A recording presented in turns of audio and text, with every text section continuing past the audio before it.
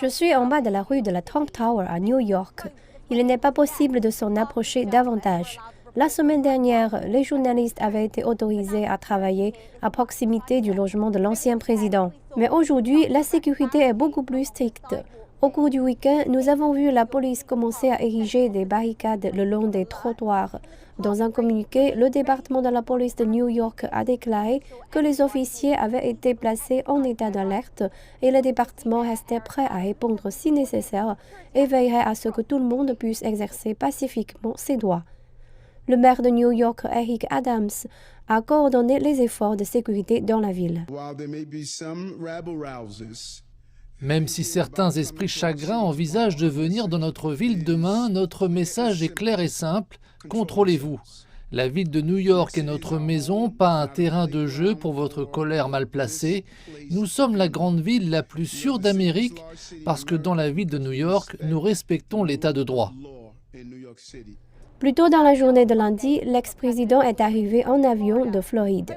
Au cours du week-end, certains partisans se sont rassemblés à l'extérieur de son domaine de Mar-a-Lago. À l'extérieur du logement de Trump, quelques personnes se sont rassemblées. Certaines affirment que ces actes d'accusation pourraient en fait aider la candidature de Trump à l'élection de 2024. Il n'est pas le seul président à qui on reproche quelque chose. Des présidents précédents ont fait certaines choses et ils se sont quand même présentés aux élections.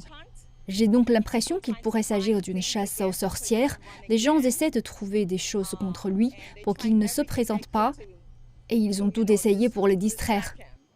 Ici, à New York, les avis sont partagés, les gens s'interrogeant sur les effets concrets de l'inculpation. Oui, eh bien, je veux dire qu'il a échappé à beaucoup de choses, mais vous savez, beaucoup d'accusations.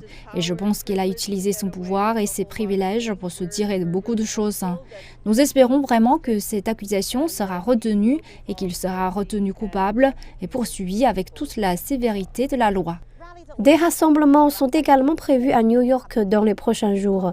La représentante des États-Unis, Marjorie Taylor Greene, qui a colporté des théories conspirationnistes d'extrême droite par le passé, appelle à une manifestation pacifique ce mardi. Cependant, certains craignent que la situation ne dégénère. Beaucoup se souviennent du 6 janvier 2021, lorsque les partisans de Trump avaient pris d'assaut le Capitole à Washington, district de Columbia.